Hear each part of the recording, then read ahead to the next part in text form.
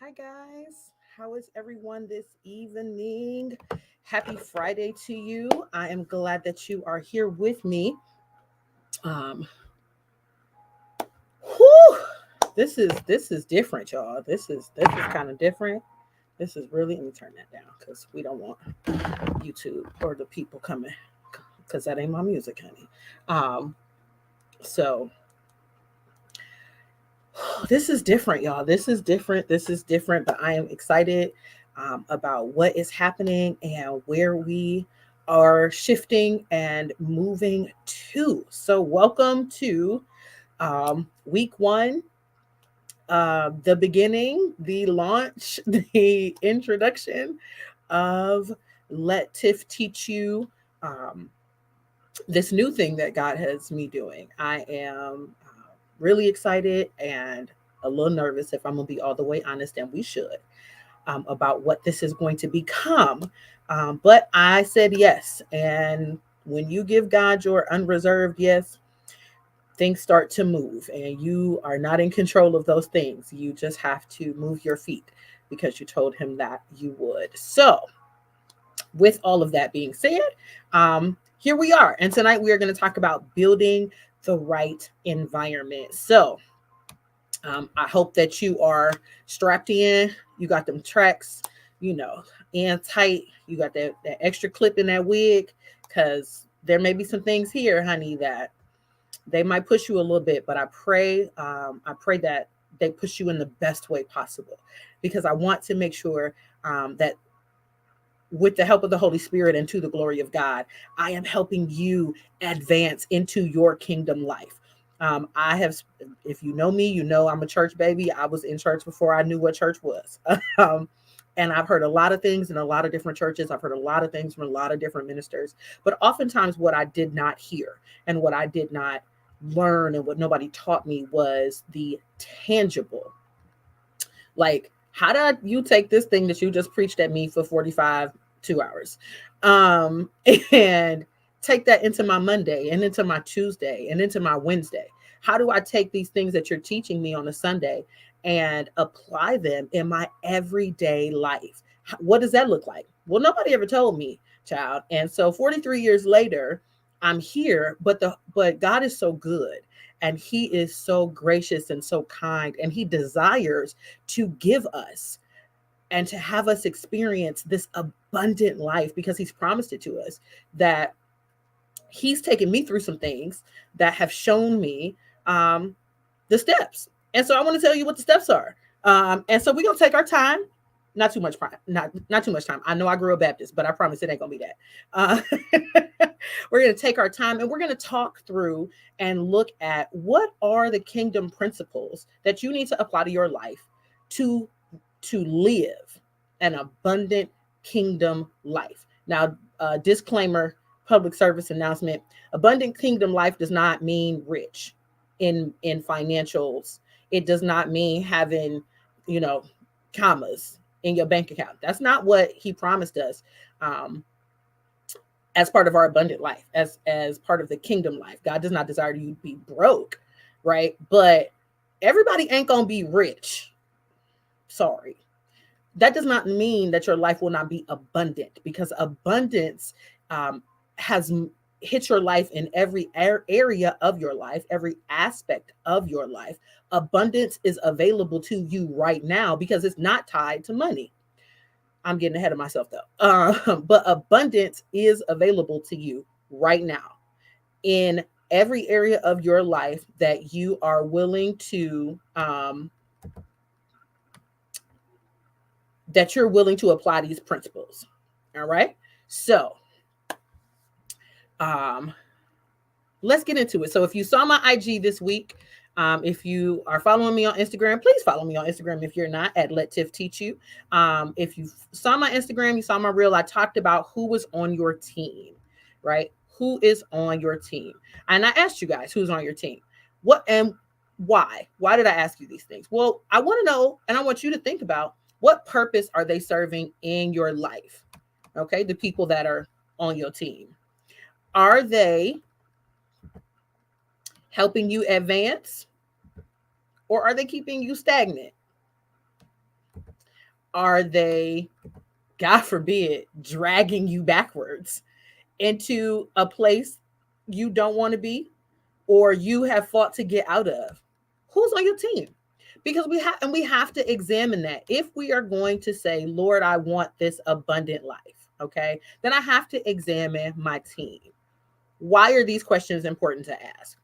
Because the answers to these questions help us to understand and analyze our environment, which is why we're here today, right? We have to understand and we have to analyze critically, even our environment. And environment is the thing we're going to be talking about for the next couple of weeks. So you can tune in every Friday at 8. I'll be right here talking about, at least for the next several weeks, environment, right? So, what is environment and why does it matter? So, just in case you're new to the group or you're new to the page or you're new to the channel, my name is Tiffany, and I am a social worker by profession. So, what you're going to get here is going to be steeped in both sociological and social work theory and Jesus, okay? Because they work together. There are things that researchers and theorists have discovered about us as humans that resonate with what is in the Word. And I'm going to use both of them to bring you the practical, to bring you the steps, the action items, if you will, to that lead you to your abundant kingdom life. All right. Yes, ma'am. Social work plus Jesus. That's what you're gonna get. But so yes, I'm a social worker, but we're not here to have the nature versus nurture conversation. We're not doing that. That's not that. No. We are going to discuss the ways in which your current environment is helping or hindering your future. All right. All right. So, environment has several definitions according to dictionary.com. But for our discussion today, we are going to use the third definition of environment. So, according to dictionary.com, the definition of environment is the social and cultural forces that shape the life of a person or a population. All right, I'm going to read that one more time. Hey, Selena, thank you for joining us. The definition of environment is the social and cultural forces that shape the life of a person or a population. That's what environment is. So, Tiffany, break that down. Come out the dictionary. Y'all know I love words, so you're gonna get a lot of definitions up and through here. But I promise I'm gonna put the cookies on the bottom shelf for you as well. All right. So, environment is it's the who, what, and where of you. Easy enough to follow, right? It's the W's. Y'all remember the W's from elementary school. It's the who, what, and where of you. So, who are you around? That's an environment. What are you ingesting or taking in mentally, emotionally, and spiritually? Because those are environments.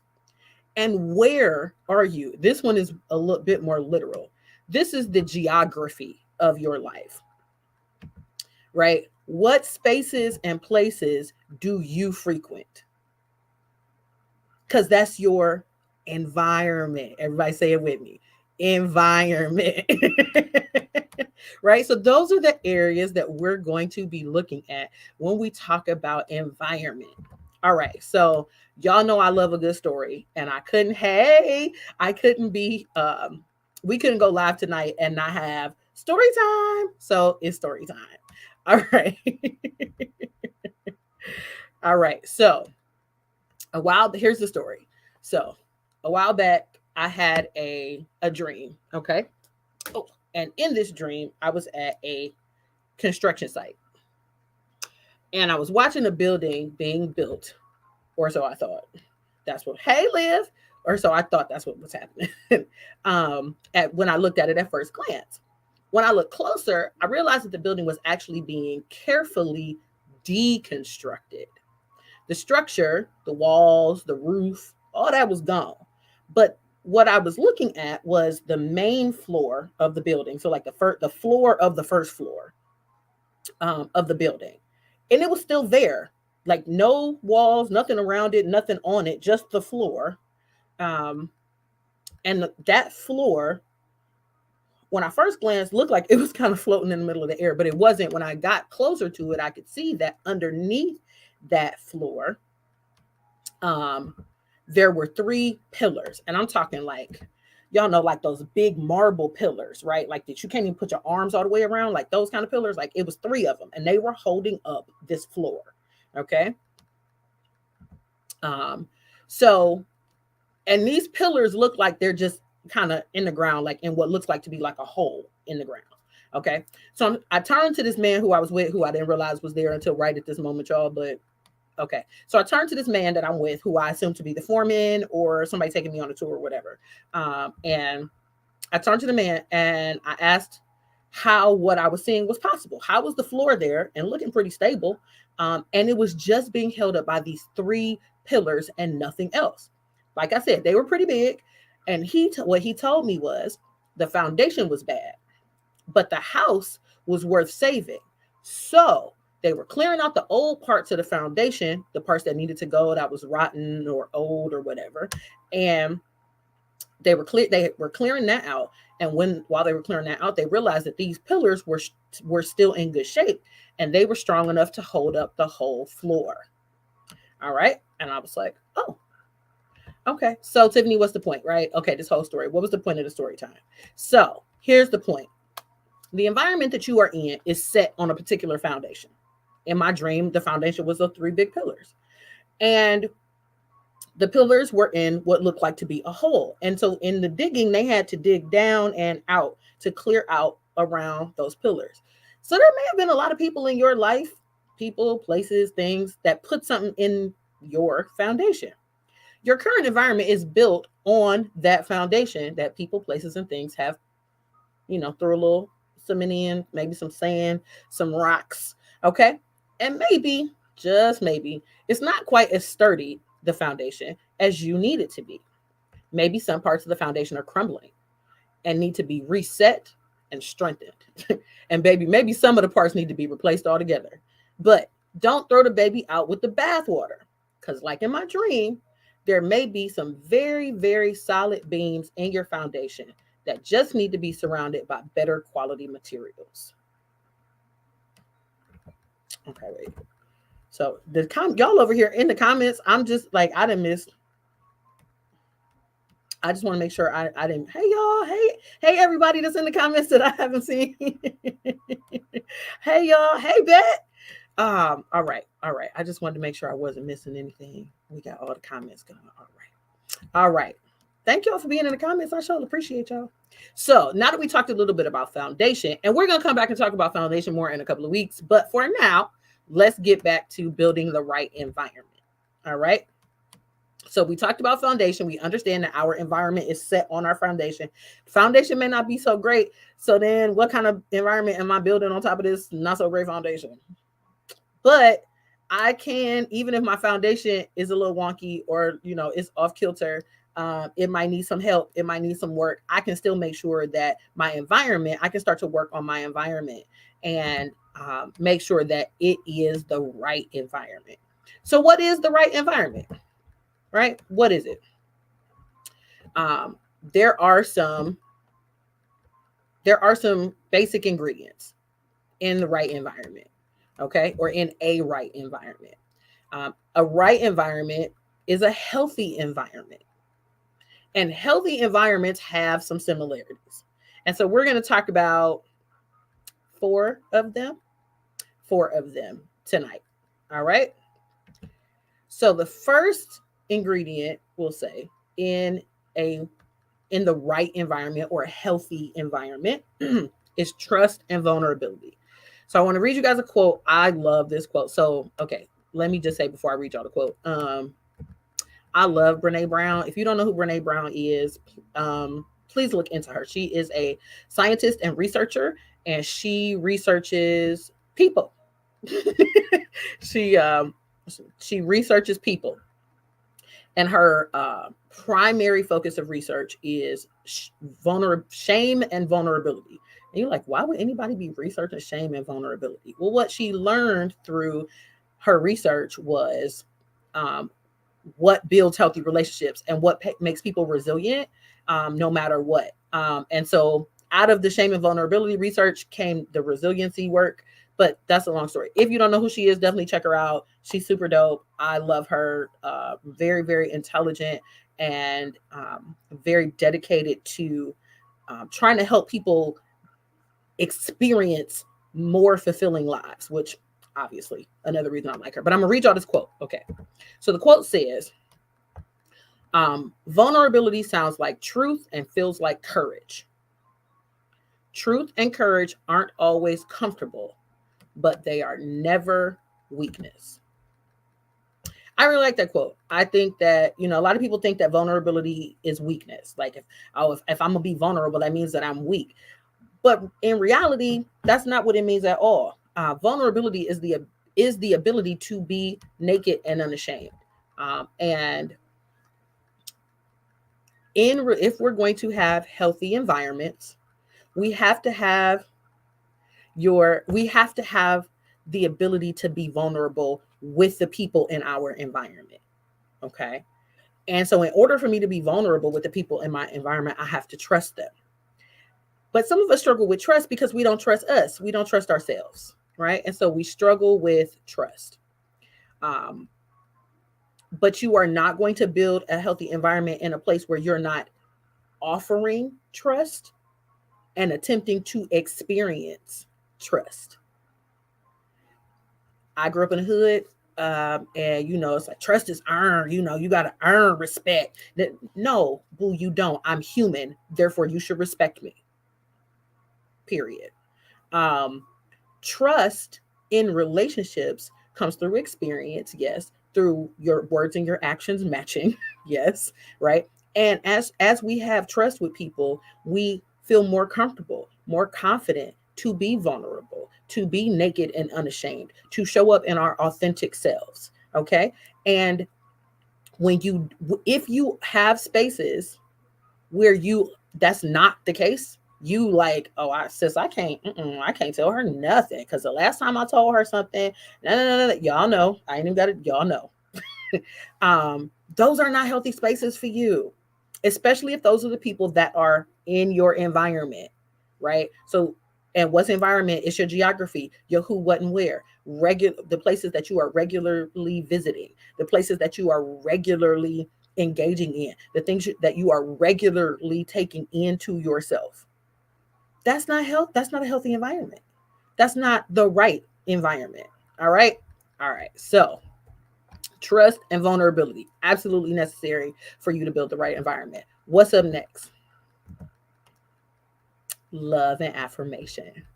Now, we're not in here talking about, oh, that's my boo. Oh, I love me some him. Or that's my girl. We're not talking about that kind of love. Okay. And most of the time, when we talk about love, most people immediately think of romantic love. I am not talking about romantic love at all. And I don't know that I ever will, because you can't get that kind of love right if you don't understand non-romantic love, in my opinion, my humble opinion. Love is a concept that most people completely misunderstand and cannot accurately identify. Love is a concept most people cannot accurately identify because it doesn't look, feel, or smell like Disney told you. It doesn't. Love is something that we have misconstrued through culture, over and over and over again, and then reinforce this wrong idea to our children, grandchildren, nieces, nephews, and neighbors. But again, love, that could be a whole topic by itself. I'm not going to dig too far into that today, but we're going to talk about that a little later. But love is required, but so is affirmation. And affirmation is not the same as acceptance. Affirmation is not acceptance of behavior. Affirmation is the confirmation of identity. So, okay, another quick story. I'm glad she's here because I'm about to talk about her, and I want to talk about her behind her back. So, first off, super duper shout out to Ms. Olivia Arnold and Emerge with Live Creative Coaching. Y'all, if you are really trying to put structure around your business, or figure out where your idea could go, Miss Arnold and her system are absolutely amazing. I've been working with her for the last several weeks, and it's been a wild ride, but it's been wonderful. Like the information and tools that she provided me with as a new content creator, I can't even put into words like the depth of what it has done for me. So like total shout outs to Liv.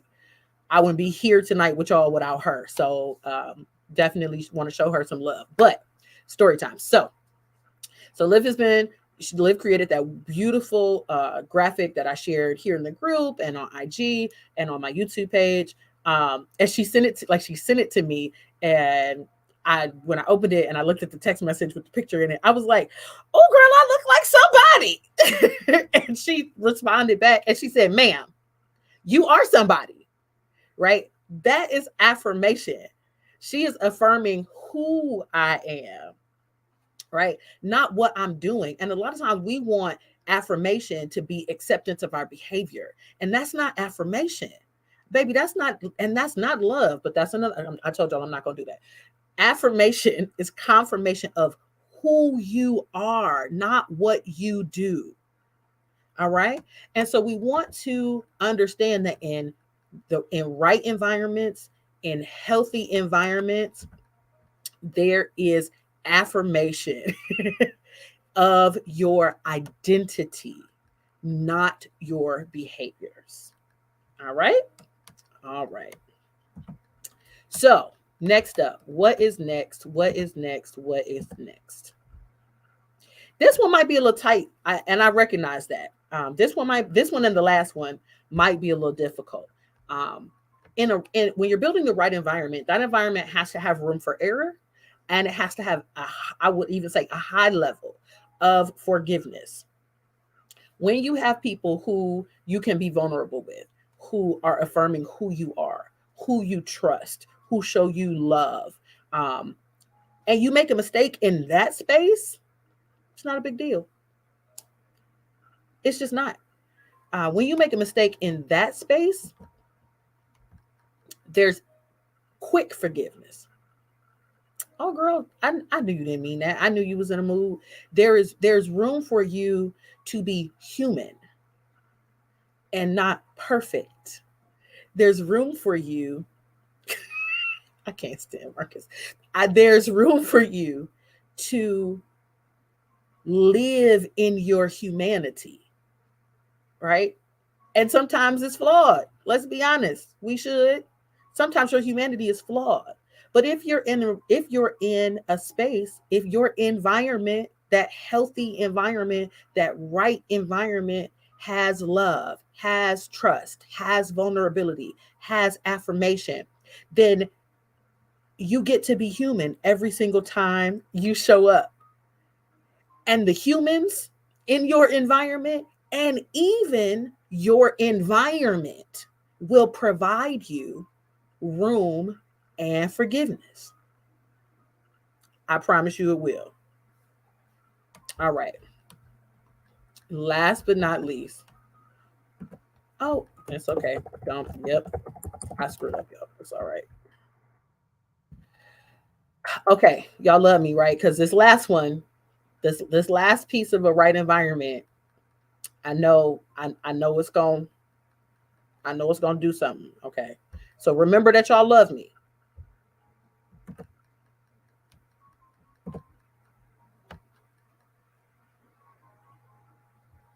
Y'all still here? All right. All right. Y'all still here. All right. A right environment requires accountability.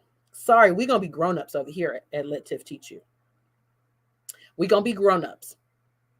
That's what we're going to be. We're not going to be babies. We're not going to be if I can do anything about it, you will mature in your relationship with Christ and in your relationships with others. You will be an adult. So there has to be accountability. And we live, our culture, American culture, is very individualistic. And it is very much um, dog eat dog. And I got to look out for number one. And I love this. I hear this from my students all the time. Um, I'm grown. What does that mean exactly? I ain't got to listen to nobody, but you listen to that man at your job. Um, you can't tell me what to do, but the chick in the store, she told you that you couldn't do that. Them people at the bank, they told you what you couldn't do and could do. Um, so the reality is you have accountability in a bunch of different areas of your grown life, whether you see it as that or not.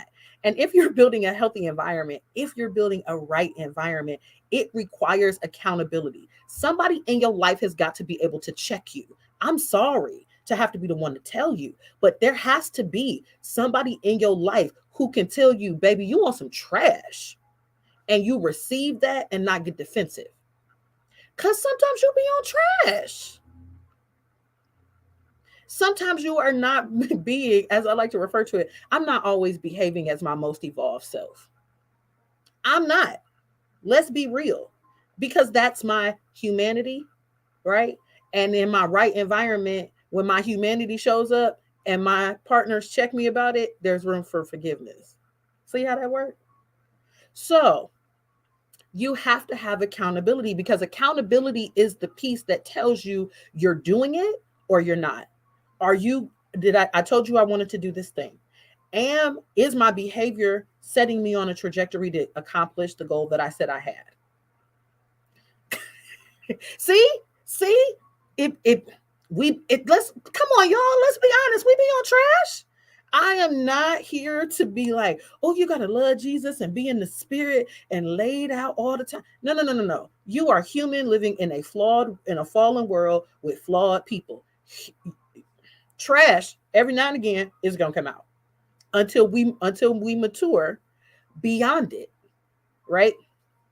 So having those in your life who can check you when you need it, in whatever way you need it. Like sometimes I have people who come straight for my neck. Y'all know who I'm talking about saying here, so I can talk about her. She comes straight for my neck, and I'd be like,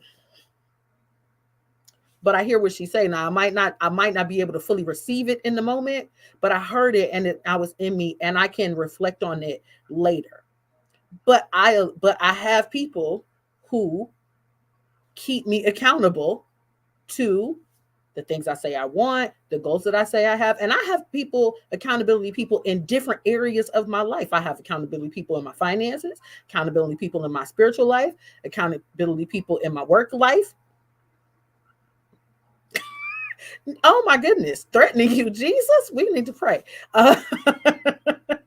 But you've got to have if you want a right environment, right? Okay, I done ran down a rabbit hole, y'all.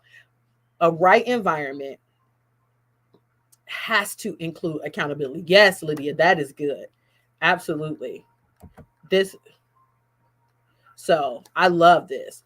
People who you ask to hold you accountable are those who want you to succeed. That is good. That's good. And if I'm trying to build a right environment, I gotta have the people in my environment who want to see me succeed, who want to see me well, who want to see me better, right? But I can't have all this accountability with no love, because then there's no relationship. There absolutely has to be balance, but you got to have all the right ingredients. Y'all know I bake sometimes. And so like I made some cookies last weekend and they came out flat, and they're not supposed to be flat. And I said, I don't know what I did wrong. So I went back to the recipe. I looked at the recipe. I said, I think I mismeasured the flour. So I made another batch. I fixed the flour. Cookies came out right this time. I didn't have the right ingredients to get the thing I wanted to get the way I wanted to get it. In order to in order to get to the abundant kingdom life that each and every one of us want to experience while we are living, if you believe in Jesus Christ as your personal savior and you've accepted him and you have out of your mouth confessed, then you are going to have abundance in heaven. But God wants you to have abundance here. He wants you to live the life that the word says you can have here. And in order to do that, there's some things you got to do. And tonight, what we talked about was you understanding the pieces to building the right environment. Because in order to get on the path to that abundant kingdom life, I got to make sure I'm in the right environment. That's it, y'all. That's what I got for tonight. I hope that you have received something from the Lord through me tonight. I hope that you've enjoyed. I've enjoyed having y'all here. Like, y'all, I like this. Y'all in the comments. Hey, I like that. That's nice. Okay. Yes, Bree, he does. God does want you to have abundance here. And again, abundance is not about finances. It is not. That's not the totality of the abundance that God has promised us. It's a piece, and it's really like this, the whole pie, like the sliver of money is like this. Like it ain't even. All right. But abundance can be yours, but it's some stuff you're going to have to do to get there. But I'm going to help you, because what am I here to do? I'm here to teach you. Thank you so much for joining Let Tiff Teach You tonight. I will be live again next Friday night right here inside the Lessons from the Garden Facebook group and on YouTube. If you have not subscribed to my YouTube channel, I would love it if you would. It is Lessons from the Garden on YouTube, Lessons from the Garden on Facebook. Don't worry, I know people have been asking, there will still be lots of wonderful gardening content, because that's what I do, because I love to garden. But we are making some shifts, and so this live is what is the direction that we're going to be going forward most of the time. All right, so I love you guys. Thank you so much for joining me. I will see you live next Friday with the next episode of Let Tiff Teach You. Good night.